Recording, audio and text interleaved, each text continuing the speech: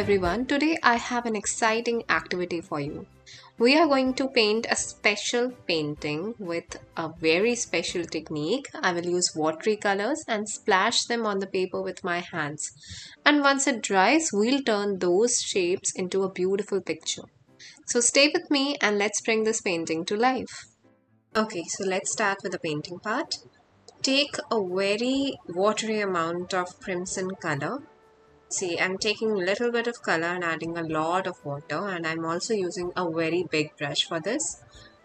Add the color like this over here. And add more water and again splash it over the paper this way. Okay, once I'm done splashing paint over the paper, I take my hand and I very fearlessly add it on the paper this way. Just splash it, just slap the paper as hard as you can so that you get this kind of patches and this kind of color going away. Okay, color going everywhere around. And this way I will use the brush for this as well and then again splash it up.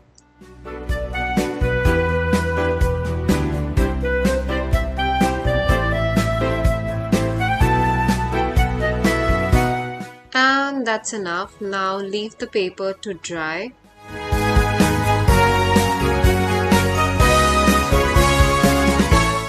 Once it's dry, take a very watery amount of crimson color and add it over here for mountains. We start from here this way. As you can see, I first applied a very watery amount of color and then I took a little bit more color and added it at the edge of the mountain and here as well. This way, spread it out. Using a wet brush, you spread the paint as well. This way, blurring its edges and making it blend with the paper color. Whatever the color of the paper is, as you can see over here.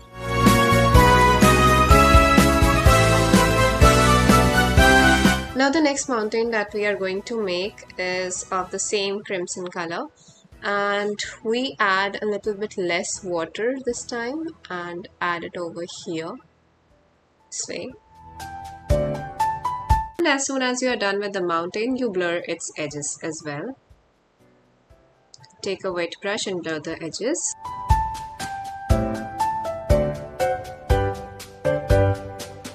Next, we make the third mountain and we use a very dark tone of crimson color here.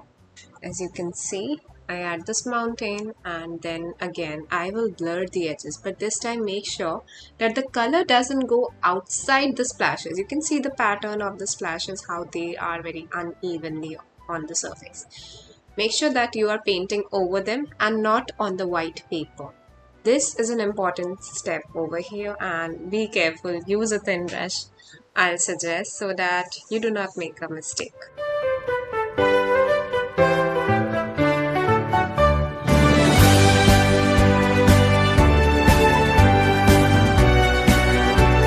Once I'm done with this much, I fix this mountain over here and darken up the colors a little bit on that side as well.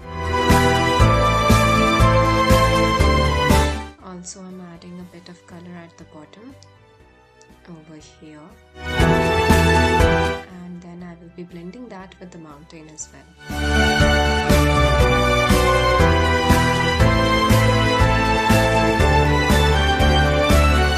And that's it. Now we'll wait for the picture to dry and then add pine trees over here.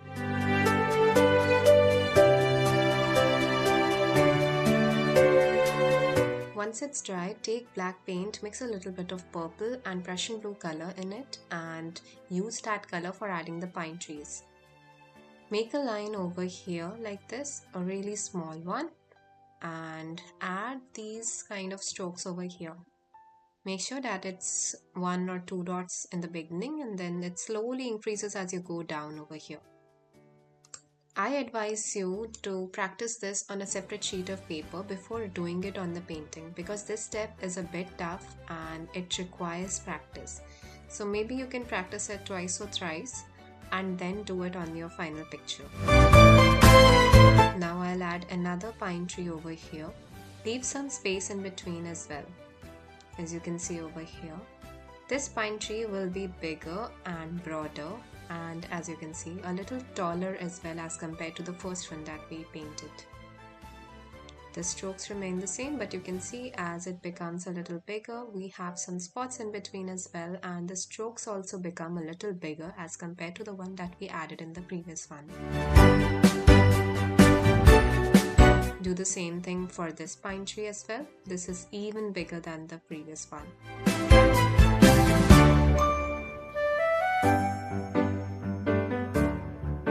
Now over here we add another pine tree. This pine tree is little and not so big as compared to the other two that we just painted. Add another small pine tree over here. Also, you can change the size of the brush that you're using to add the pine tree. When you're making the bigger one, if you think that you need to switch to a bigger brush, then you can switch to a bigger one. When you're painting the smaller one, if you think that you need a small brush like 0 number round brush or 2 number round brush, then you can switch to that as well. Use the tool that you are comfortable with. Use the number of brush that you are comfortable with while painting a picture. Next, take white gouache paint on your brush and add a line like this. Take a very thick amount of gouache color, white gouache, or also you can use white acrylic paint in case you do not have gouache, and apply this color this way for moon. Once you're done with that, add a little bit of water in gouache and add dots like this for the stars. Also, I'll paint some using my brush for some bigger and more prominent stars.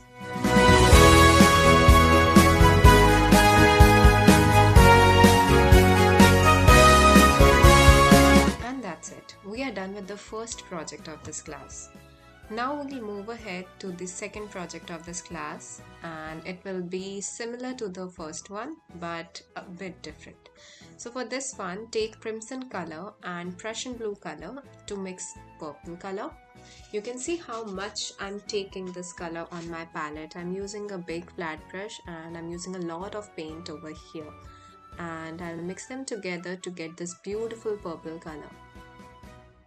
I add a bit more crimson and a bit more blue, increase the amount of color that I have on my palette, add a bit of water, and that's it.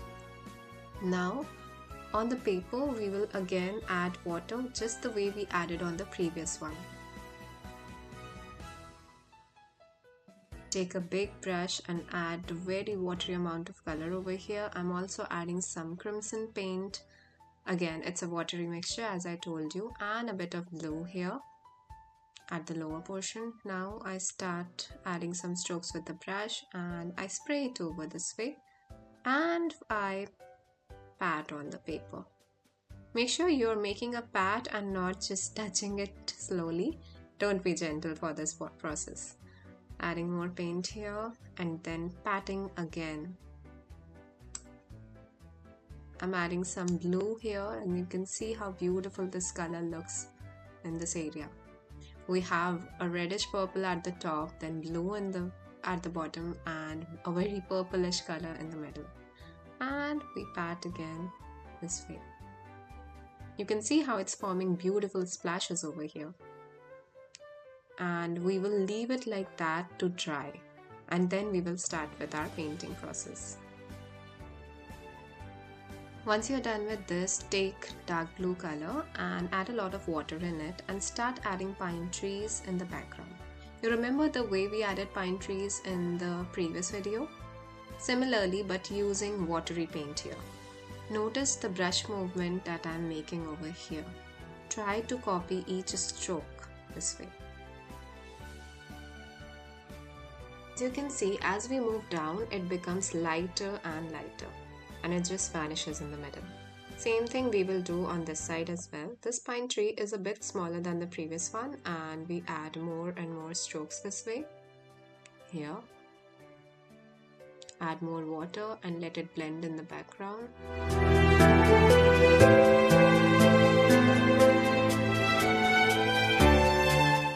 add another pine tree, but this time it will be a bit darker than the previous ones. As you can see, the one on the right side it has blended with the background too much. So I'm adding a second layer over it, but you analyze your work. If it's needed, only then you proceed with this step, otherwise you can leave it out. I'm adding a bit darker color over here, and then I'll be blending it with the background again. You can see I started with a dark color, and then slowly as we move down and down, it becomes lighter and lighter. I request you to please pay attention to the strokes that I'm adding over here. It is very important for you to imitate the strokes. Here I make another tree, a line beside the previous pine tree that we made, and you can see how I'm adding the strokes here.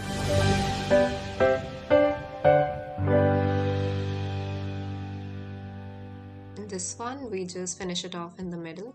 We are not making it lighter. And then we add another tree beside it.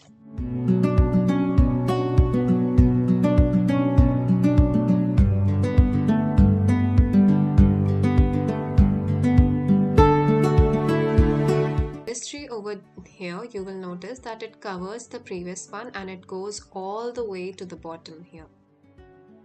And you can see as it goes to the bottom, as it goes down, it becomes broader and broader. It's kind of like a triangle. This is a pine tree, that's how it is built.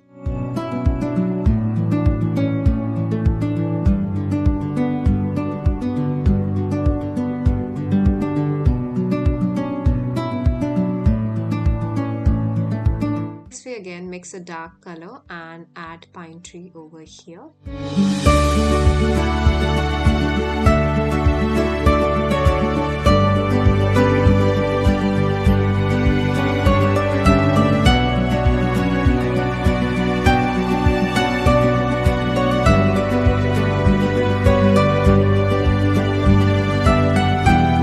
Here again we add another tree and at the front.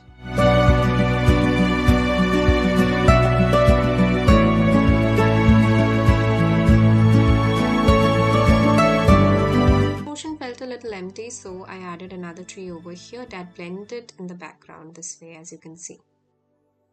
After making that tree, wait for a while so that it's completely dry, and then we'll make the darkest tree that we have in this picture. I take purple and mix a very small amount of Payne's gray in it. You can mix a little bit more blue and a very small amount of black for that. If you do not have Payne's gray, you can use that. And we add the final set of trees over here. And you can see how dark it is and how it stands out in the painting. After you're done with that tree, add more similar trees in the picture. Now similarly, we will add more trees in different sizes in this painting. Like here I make a small one, then I'll make some tall ones as well, and the steps for making the pine trees remain the same. Make them all in different sizes. Some are tall, some are short, some are broad, some are very thin and tall.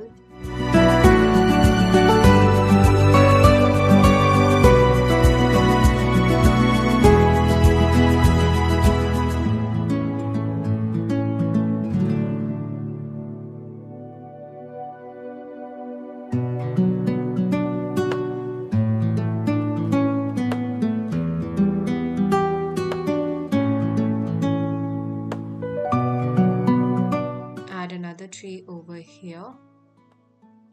Again, it's going to be the tallest one in the picture.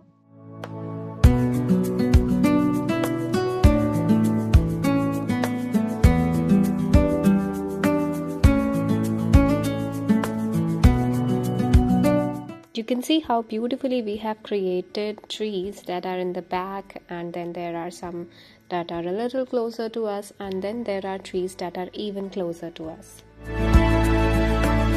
Once you're done with that, take white gouache paint and again add the moon over here. You can also use acrylic paint for this, that also works. Next again, take white gouache or white acrylic paint and add the moon over here.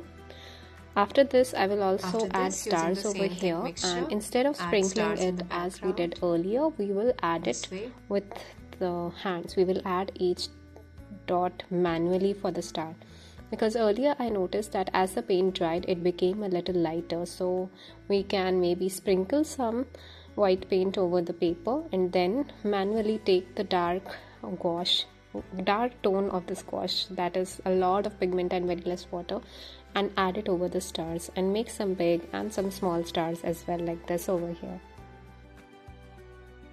Here I'm painting every single star over here because I noticed that this way it stands out in the picture.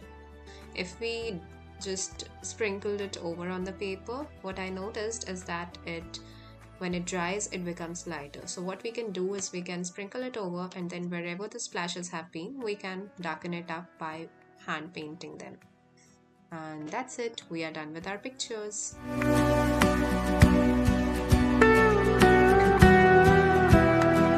And that's it. We are done with our pictures.